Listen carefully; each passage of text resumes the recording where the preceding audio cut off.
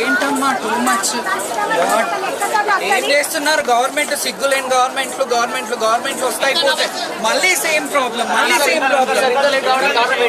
45 minutes నుంచి నన్ను బేగంపేట దగ్గర ఆపేస్తున్నారు. ఇక్కడ కాదు అక్కడ కాదు ఇక్కడ బ్యారికేడ్స్ వేసేసారు, అదేసారు ఇదేసారు అని అంటున్నారు. ముఖ్యమంత్రి గారు గతంలో ప్రభుత్వాలు నడిపించేది రాజు బాగుండాలని మేము చేస్తాం. మేము ఒక జోగిని ఒక అమ్మవారి మీద కళ్యాణం చేసుకొని వచ్చేవాళ్ళము. మాకు ప్రయారిటీ ఇవ్వకపోతే నిజంగా ప్రభుత్వాలు ఉంటాయిపోతాయి. నేను చంద్రబాబు నాయుడు గారు, వైఎస్ఆర్ గారు, రాజశేఖర రెడ్డి గారు నుంచి చూశాను. ఇప్పుడు మీరు వచ్చారు.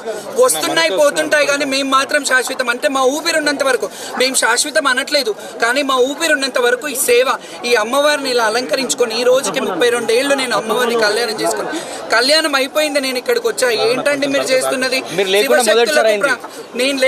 నేను అంటున్నా 45 minutes నుంచి నన్ను తిప్పుతూ ఉన్నారు పోలీసు వాళ్ళు. నిజంగా గవర్నమెంట్ ఫ్లాప్ అయిందని చెప్పాలి, చెప్పాలి.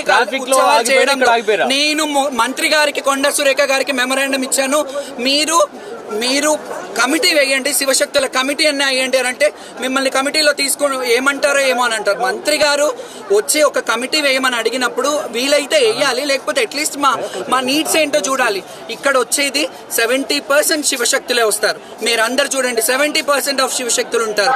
మేము అమ్మవారిని ఒంట్లో ఆవహించుకొని చెప్పి పిల్లలు పుడతారు, అక్కడికి వెళ్ళండి, ఆ నీళ్లు తాగండి, నీళ్లలో స్నానం చేయండి, గజ్జి తామర లాంటివి అమ్మవారి పలకలు అవుతాయి, అవన్నీ తగ్గుతాయని మేము ప్రచార సారథులుగా ఒక 30-35 ఏళ్ల నుంచి మేము ఇట్లా ఉన్నాం. మీరు మాకు ఇచ్చే గౌరవం ఇదా?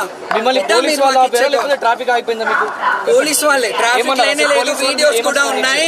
పోలీస్ వాళ్ళు ఇక్కడ కాదు, మాకు ఇక్కడ లేదు, మీరు అటు వెళ్ళాలి, అటంటే అటు వచ్చాం, అటంటే అక్కడ ఆపేశారు, మళ్ళీ ఇటు వచ్చారు.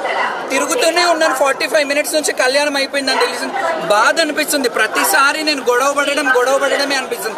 మీ అందరికి ఏమనిపిస్తుంది అంటే నేనేదో పబ్లిసిటీస్, నన్ను లాస్ట్ ఇయర్ మరి బాగానే చేశారు కదా ఉత్సవాలు, బాగానే వచ్చాం కదా, మరి గత ప్రభుత్వం అన్నా అట్లీస్ట్ ఆ ఇనిషియేట్ తీసుకుంది. ఏం జరిగిన వీళ్ళందరికీ తెలుసు. ఇప్పుడు మాట